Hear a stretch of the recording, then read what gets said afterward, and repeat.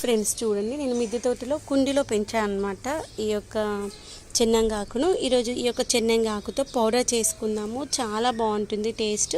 దీన్ని మనము రైస్తో తినచ్చు, లేదు అంటే ఇడ్లీతో తినచ్చు, చపాతీ పైన మనము పైన వేసుకొని కూడా తినచ్చు. చాలా బాగుంటుంది అనమాట. హెల్త్ కూడా చాలా మంచిది. దీంట్లో మనకి చాలా రకాల విటమిన్స్ ఉంటాయి. తర్వాత కాళ్ళ నొప్పులు ఉన్న వాళ్ళు కూడా చాలా మంచిది అనమాట. మమ్మీ చేసేవాళ్ళు దీంతో చట్నీ కూడా చాలా బాగుంటుంది. నేను మరొక వీడియోతో చట్నీ ఎలా చేయాలో చూపిస్తాను. ఈరోజు అయితే దీంతో పౌడర్ ఎలా చేసుకోవచ్చు అని చూద్దాము. ఇదేంటంటే మనకి నియర్లీ ఒక 15 days to 1 month కూడా నిల్వ ఉంటుందన్నమాట. దీన్ని ఏ విధంగా చేసుకోవచ్చు చూద్దాము.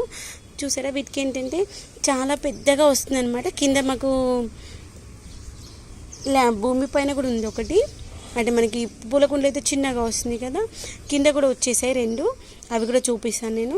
దీనికి ఉన్నటువంటి ఆకులను తెంపుకోవచ్చు, లేదు అంటే ఇలా ఇడిచేసినా కానీ మంచిగా ఇగురు వస్తుంది అనమాట.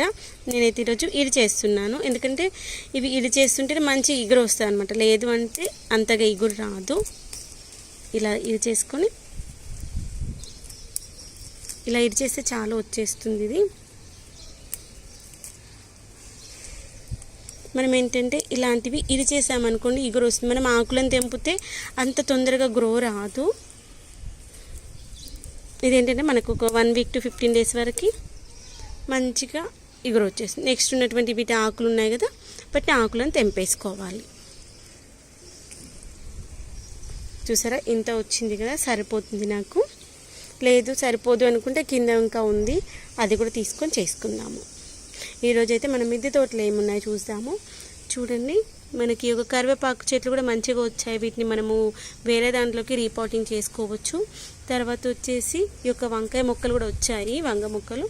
వీటిని కూడా రీపాటింగ్ చేసుకుందాం. దీంట్లో వచ్చేసి 1 2 3 4 5 6 7 వరకు ఉన్నాయి చెట్లు. వీటిని కూడా రీపాటింగ్ చేసుకుందాము. ఇంతే ఈరోజు అయితే నా దగ్గర ఉన్నటువంటి రీపాటింగ్ చేసేది. నెక్స్ట్ ఇప్పుడు మనకి వర్షాలు స్టార్ట్ అయ్యాయి కాబట్టి కొత్త మొక్కలు అటువంటివి పెట్టుకోవాలి అనుకుంటున్నాను.